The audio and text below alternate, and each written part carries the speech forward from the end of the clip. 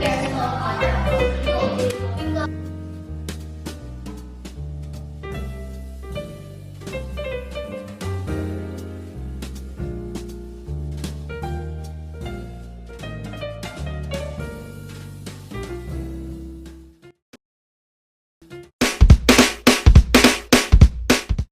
Our moral talks for conversation are spoken straight from the heart.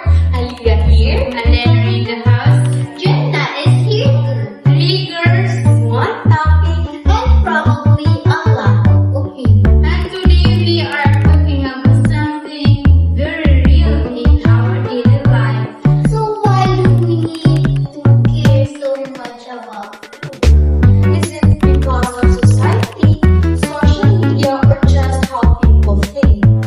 Let's get into it!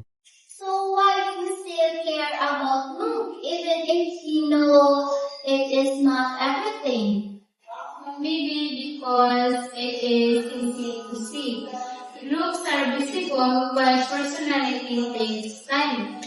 To understand, that is why people focus on what they see first. Because of that, we grew up thinking that looks are very important in real life, even if that is not always even if it's not always true in real situation. So what can we do to stop caring too much about food? We should remind ourselves that no one is perfect. Everyone has flaws, even the people we see online or admire. And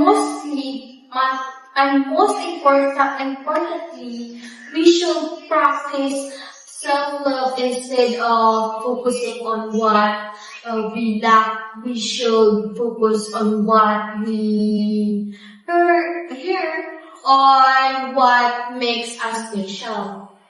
Yes, because the end of the day, look will change over time. But kindness, personality, and attitude will stay. Be confident in who you are, and remember that real beauty comes from within. So what can you stop caring about food? We should remind ourselves that no one is perfect. Everyone has flaws, even the people we see online or admire. And most importantly, we should practice self-love instead of focusing on what we lack. We should focus on what we hear and what makes us feel special. Yes, because the end of the day, look will change over time. But kindness, personality, and attitudes will stay. And always remember to be confident in who you are. And remember that real beauty comes from within.